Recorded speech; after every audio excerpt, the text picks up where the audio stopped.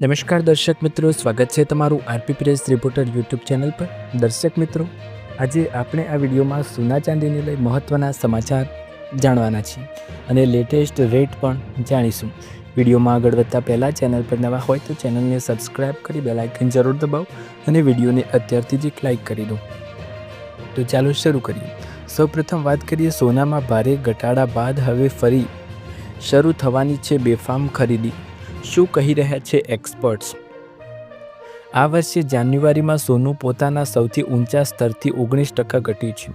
આ 20%ના ઘટાડાના સ્તર નજીક છે, જેને બિયર માર્કેટની શરૂઆત માનવામાં આવે છે। જોકે 27 માર્ચે સોનામાં રોકાણકારોનો રસ જોવા મળ્યો હતો અને સોનાની કિંમતોમાં 3% સુધી વધારો પણ આવ્યો હતો।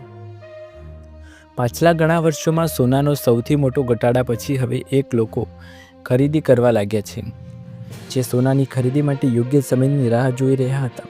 આથી છેલ્લા 3 વર્ષથી સોનામાં ચાલી રહેલી તેજીને સપોર્ટ મળ્યો। આ વર્ષે સોનામાં 15% જેટલો ઘટાડો થયો છે। મધ્ય પૂર્વમાં ચાલી રહેલા યુદ્ધ વચ્ચે સોનામાં આવા ઘટાડાને સલામત રોકાણ તરીકે સોનાની ઓળખ પર પ્રશ્નો ઊભા થયા છે। સોનામાં વેચવાલીના મુખ્ય કારણો એક સાથે શેર, બોન્ડ્સ અને કરન્સીમાં ઘટાડો આવે છે, જેના કારણે રોકાણકારોએ પોતાના નુકસાનની ભરપાઈ માટે સોનું વેચવું પડ્યું છે। તુર્કીએ પણ પોતાની કરન્સી બચાવવા માટે સોનું વેચવાનું શરૂ કર્યું છે। ચિંતા એ છે કે જો મધ્ય પૂર્વમાં યુદ્ધ થશે તો ઘણા દેશોની સેન્ટ્રલ બેન્કો પણ સોનું વેચવાનું શરૂ કરી દેશે।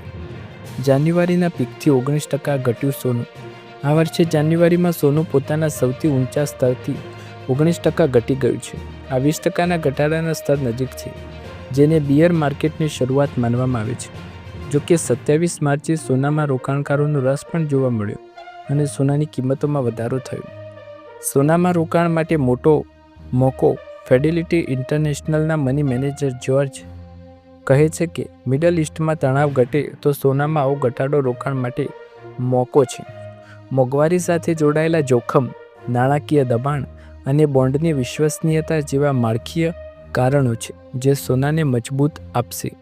આ વર્ષે જાન્યુઆરીના અંતથી અચાનક સોનામાં આવેલા ઘટાડાએ રોકાણકારોને આશ્ચર્યમાં મૂકી દીધા। સોનાની સાથે ચાંદીમાં પણ મોટો ઘટાડો જોવા મળ્યો છે।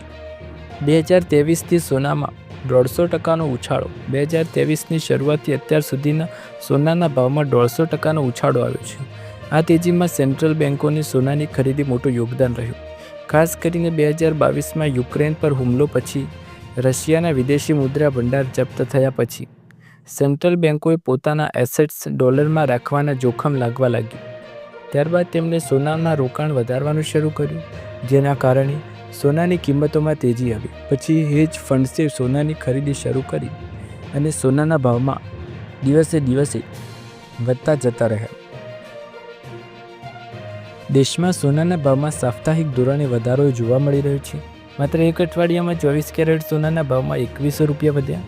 દરમિયાન 22 કેરેટ સોનાના ભાવમાં 1950 રૂપિયા વધ્યા। એ સાથે જ રાજધાની દિલ્હીમાં આજે 24 કેરેટ સોનાનો ભાવ 1,48,220 રૂપિયા પ્રતિ 10 ગ્રામ છે। મુંબઈમાં ભાવ 1,48,090 રૂપિયા પ્રતિ 10 ગ્રામ છે। શુક્રવારે 28 માર્ચે દિલ્હીના બુલિયન બજારમાં સોનાનો ભાવ 1900 અથવા 1.3% ઘટીને 1,47,800 રૂપિયા પ્રતિ 10 ગ્રામ પર સ્થિર થયો હતો। આંતરરાષ્ટ્રીય બજારમાં સોનાનો હાજર ભાવ ઓસ દીઠ $4,416 પર ટ્રેડ થઈ રહ્યો છે। દિલ્હીમાં 29 માર્ચના રોજ ભાવમાં થોડો સામાન્ય વધારો પણ જોવા મળ્યો છે, જ્યારે હાલમાં મુંબઈ, ચેન્નઈ અને કલકત્તામાં 22 કેરેટ સોનાનો ભાવ 1,35,750 રૂપિયા પ્રતિ 10 ગ્રામ અને 24 કેરેટનો ભાવ મુંબઈ સહિત 1,48,090 રૂપિયા જોવા મળ્યો છે। આ સિવાય અમદાવાદ, સુરત, રાજકોટ અને વડોદરા જેવા શહેરોમાં 22 કેરેટ સોનાની કિંમત 1,35,800 રૂપિયા, જ્યારે 24 કેરેટ સોનાનો ભાવ 1,48,120 રૂપિયા પ્રતિ 10 ગ્રામ રહ્યો છે। અન્ય કિંમતી ધાતુ ચાંદીની વાત કરીએ તો ભાવ સાપ્તાહિક ધોરણે સ્થિર રહ્યા છે। ન તો ફાયદો થયો કે ન તો નુકસાન। આખા અઠવાડિયા દરમિયાન વધઘટ જોવા મળ્યો પછી ભાવ એક અઠવાડિયા પહેલાંના સ્તરે સ્થિર જોવા મળ્યો। 29 માર્ચની સવારે ચાંદીનો ભાવ 2,45,000 પ્રતિ કિલોગ્રામ જોવા મળ્યો। શુક્રવારે દિલ્હીના બુલિયન બજારમાં ચાંદીનો ભાવ 11,250 અથવા લગભગ 5% ઘટીને 2,30,000 રૂપિયા પ્રતિ કિલોગ્રામ પર સ્થિર થયો હતો. આંતરરાષ્ટ્રીય બજારમાં ચાંદીનો હાજર ભાવ $68.12 પ્રતિ ઓસ છે. આ વર્ષની શરૂઆતમાં જાન્યુઆરી મહિનામાં ચાંદીનો ભાવ 4 લાખના સ્તરે પહોંચ્યો પણ હતો. વિશ્લેષકો માને છે કે વ્યાપક માઇક્રોનોમિક અનિશ્ચિતતાઓ અને યુએસ ડોલરની તરફેણમાં વૈશ્વિક બજારના સંકેતો કારણે સોનાના ભાવ દબાણ હેઠળ છે. આંતરરાષ્ટ્રીય બજારમાં સોનાનો હાજર ભાવ $4,663.54 પ્રતિ ઓસ છે. ઇઝરાયલ અને ઈરાનને સંડોવતા મધ્ય પૂર્વમાં તણાવ વધ્યો છતાં આ ભૂરાજકીય પૃષ્ઠભૂમિ હોવા છતાં સોનાના ભાવ ઘટાડો ચાલુ જ જોવા મળ્યો છે. આ સમયગાળામાં વિશ્વભરના ગોલ્ડ ઇટીએફમાંથી કુલ 43 ટનનું આઉટફ્લો જોવા મળ્યો છે. આનાથી સ્પષ્ટ થાય કે આ સમયગાળા દરમિયાન તુર્કી સોનાનો વેચાણ સૌથી મોટો સ્ત્રોત બની ગયો છે તેમ જણાય. તુર્કીની સેન્ટ્રલ બેન્કે તાજેતરમાં વર્ષોના સોનાની ભારે ખરીદી કરી હતી. ઈરાન યુદ્ધ શરૂ થયા પછી 2 અઠવાડિયામાં 58 ટન સોનું વેચી નાખ્યું. ક્રૂડની કિંમતમાં તેજીની તુર્કીનું આયાત બિલ ઘણું વધી ગયું. આનાથી દેશની કરન્સી લીરા પર ભારે દબાણ જોવા મળ્યું. તેને બચાવવા માટે સેન્ટ્રલ બેન્કો દ્વારા ડોલર છોડી રહી છે. આના કારણે દેશનો વિદેશી મુદ્રા ભંડાર $40 અબજ ઘટીને $175 અબજ રહી ગયો, જે 2025ના ત્રીજા ક્વાર્ટરમાં સૌથી ઓછો છે. તેલ અને ગેસની વધતી કિંમતોના કારણે તુર્કીને પોતાનું સોનું વેચવું પડ્યું. અમેરિકી ફેડરલ રિઝર્વના હાલમાં વ્યાજદરોમાં કોઈ ઘટાડો ન કરવાના કારણે નિર્ણયથી સોનાની કિંમતોમાં તાજેતરમાં ઘટાડો જોવા મળ્યો. એક્સચેન્જ પર સોનાનો ભાવ પણ સ્થિર જોવા મળ્યો અને સામાન્ય વધારો થયો. દેશમાં સોના ચાંદીના ભાવ કેવી રીતે નક્કી થાય છે? તો ભારતમાં સોના અને ચાંદીની કિંમતો ઘણા પરિબળો પર આધાર રાખે છે. તેમાં આંતરરાષ્ટ્રીય બજારના ભાવ, ડોલર સામે રૂપિયાની સ્થિતિ, ઇમ્પોર્ટ ડ્યુટી, જીએસટી અને માંગ પુરવઠાનું સંતુલન સામેલ છે. ભારત મોટાભાગનું સોનું આયાત કરે છે, તેથી ડોલર મજબૂત થવા પર સોનું મોંઘું અને નબળું પડવા પર સસ્તું થાય છે. આ ઉપરાંત લગ્ન અને તહેવારોની સિઝનમાં માંગ વધવાના કારણે કિંમતો દિવસેને દિવસે વધતી જ હોય છે.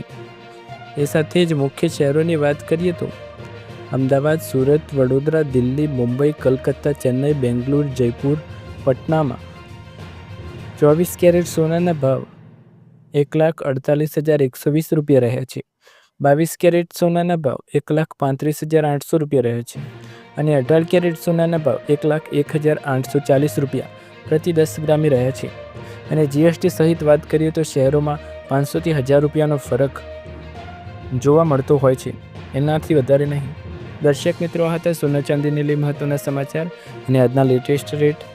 તમને વિડીયો પસંદ આવે તો લાઇક, શેર, કમેન્ટ કરો. ચેનલ પર નવા હોય તો સબસ્ક્રાઈબ કરો. ફરી એકવાર નવા વિડીયોમાં મળીશું આવા જ નવા સમાચાર, નવા ભાવ સાથે. ત્યાર સુધી તમારા બધાનો આભાર. જય હિન્દ, જય ભારત.